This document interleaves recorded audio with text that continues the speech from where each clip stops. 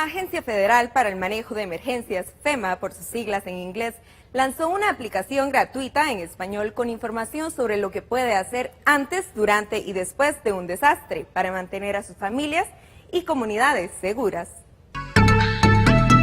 La aplicación de FEMA en español ofrece una amplia variedad de información para el público y los sobrevivientes de un desastre, incluyendo consejos de preparación, las ubicaciones de los refugios cercanos y qué incluir en un equipo de suministros de emergencia.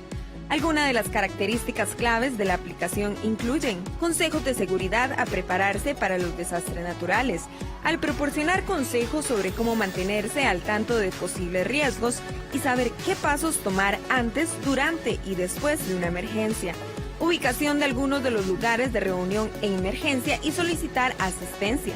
Esta aplicación de FEMA ofrece contenido archivado para que usted tenga acceso a los consejos en cualquier momento y lugar, sin importar si no hay conexión de internet disponible.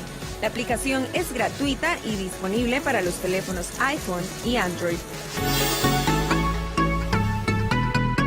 Vamos ahora con la aplicación de mensajería instantánea WhatsApp, quien en su próxima actualización tiene pensado hacer posible el saber cuándo ha sido leído un mensaje que enviamos a nuestros receptores, ya que muchos piensan que el doble check significa esto, pero en realidad quiere decir que ya le llegó el mensaje, así que muy pronto sabremos si en realidad amigos y familiares ya leen los mensajes de texto, así como lo hace Facebook Messenger.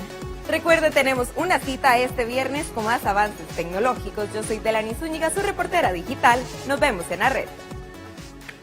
Gracias a Delany Zúñiga por esa información y nos vemos en la red.